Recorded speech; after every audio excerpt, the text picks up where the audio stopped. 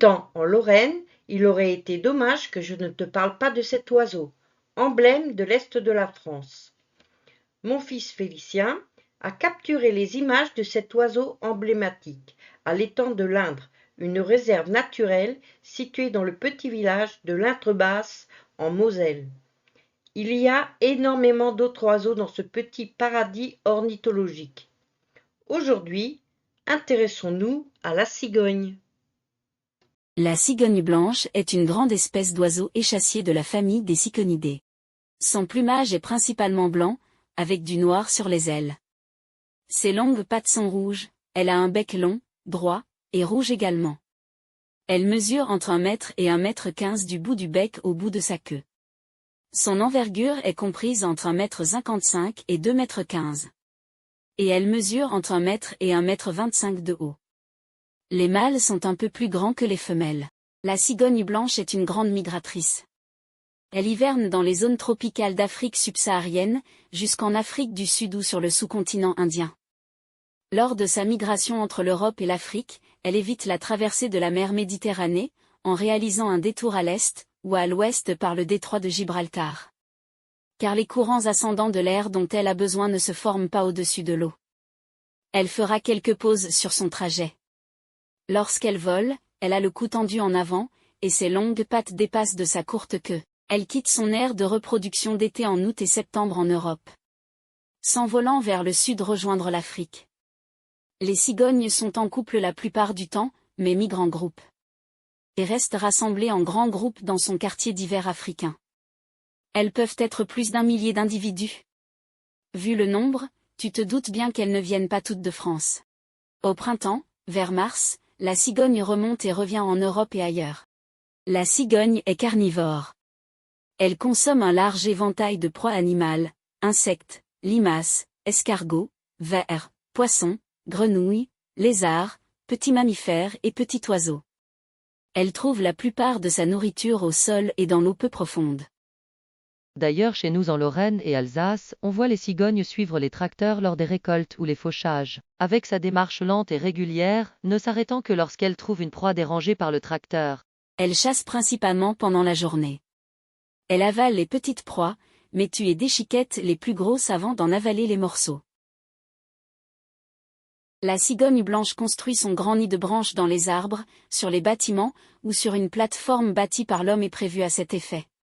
Le nid est généralement placé à une très grande hauteur. On en a plusieurs dans notre petite ville, dont 2 en centre-ville, sur 2 cheminées inutilisées d'un bâtiment. Chaque nid mesure de 1 mètre à 1,50 m de diamètre. Il est généralement réutilisé chaque année. Les grands nids produisent plus de jeunes à l'envol et semblent être recherchés. Au retour de la migration, les cigognes se retrouvent au nid, qui est leur point de ralliement. Les célibataires mâles en âge de procréer cherchent un emplacement et attirent une femelle. Les partenaires se saluent en claquettant du bec, la tête renversée en arrière sur le dos.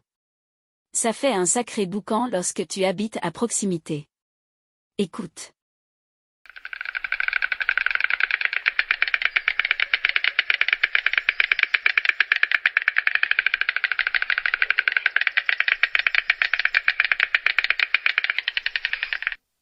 Chez la cigogne blanche, un couple n'élève qu'une seule couvée par an.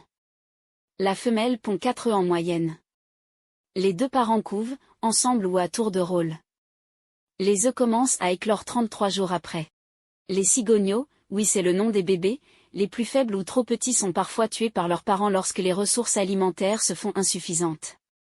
Cela paraît barbare, mais c'est comme cela la nature, sacrifier les plus faibles pour permettre aux autres de vivre.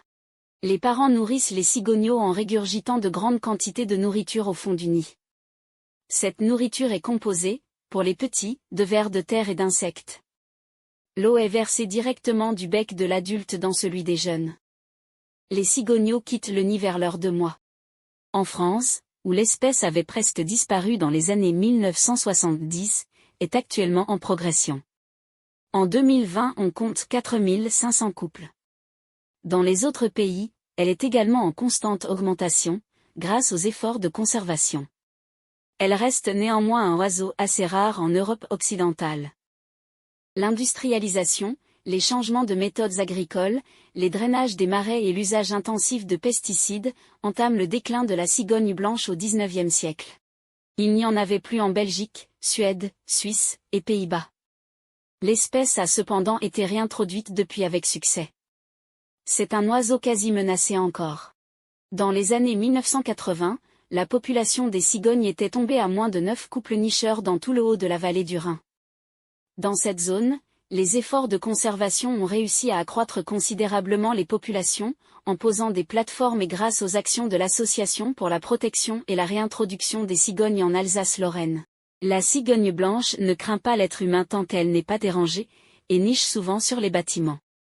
On pensait autrefois que les cigognes apportaient l'harmonie à la famille si elles nichaient sur son toit.